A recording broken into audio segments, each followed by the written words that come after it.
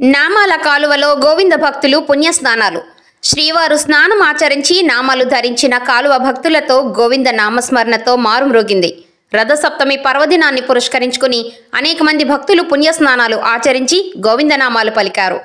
తిరుపతి జిల్లా రామచంద్రపురం మండలంలోని నడవలూరు, నెన్నూరు పంచాయతీల మధ్య ఉన్న శ్రీవారు స్నానం చేసి నామాలు ధరించిన నామాల కాలువలో మంగళవారం రథసప్తమి పర్వదినాన్ని పురస్కరించుకుని పరిసర ప్రాంతాల నుండి అనేక మంది భక్తులు వచ్చి నామాల కాలువలో పుణ్యస్నానాలు ఆచరించి నామాలు ధరించారు. అనంతరం కాలువ గట్టుపైన ఆదివారం లభ్యమైన శ్రీవారి పాదాలు ప్రక్కన శ్రీవారి చిత్రపటాన్ని ఉంచి ప్రత్యేక పూజలు చేశారు. అనంతరం భక్తులందరికీ తీర్థ ప్రసాదాలను పలువురు భక్తులు అందించారు. శ్రీవారు స్నానం చేసి నామాలు ధరించిన కలియుగం కాలంలో పుణ్యస్నానాలు చేయడం ద్వారా సకల పాపాలు తొలగి స్వామివారి అనుగ్రహం ఉంటుందని భక్తుల ప్రగాఢ విశ్వాసం. श्री वेंकटेश श्रीनिवास सर मंगल मांगल्ये विदीक्षाब्दे चरणं वंदे देवी नारायण नमोस्तुते मंगलं गोसेन्दाय महनीत गुणात्ते चक्रवर्ती श्रीनिवासाय सूर्य भगवान मोह कर्पूर आनंद निराजनम समर्थ ఏడుకొండవాడ ఎగరమణ గోవింద గోవింద ఆపద మొక్కలవాడ వెంకటరమణ గోవింద గోవింద వెంకటరమణ గోవింద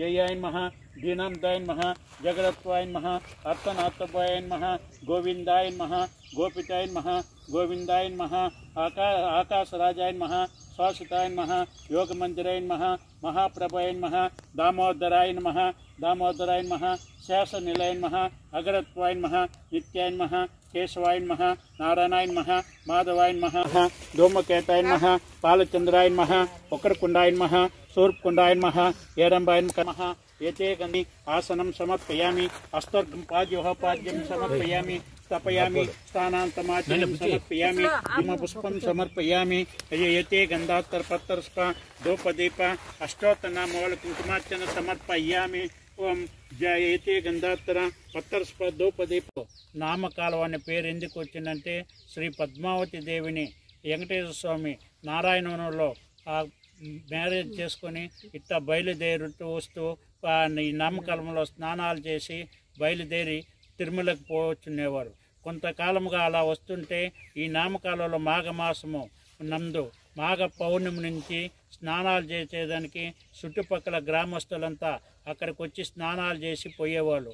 కొంతకాలం మాఘమాసంలో స్నానాలు చేస్తుంటే శ్రీ వెంకటేశ్వర స్వామి నామాలు పెట్టుకొని ఇక్కడికి వచ్చి స్నానాలు చేసి నామాలు పెట్టుకొని బయలుదేరిపోతుండేవారు.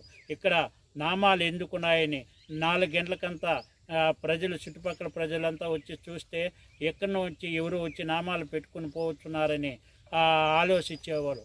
కొంతకాలం తర్వాత కొన్ని రోజులు చూసి ఈ నామాలు ఇక్కడికి ఎందుకు వస్తున్నాయి, ఈ నామకము తీర్చున్నామని ఆలోచించి నలుగురు వచ్చి ఒక చెట్టు కింద కూర్చొని చూస్తుంటే ఈ నామాలు కనపడినాయి.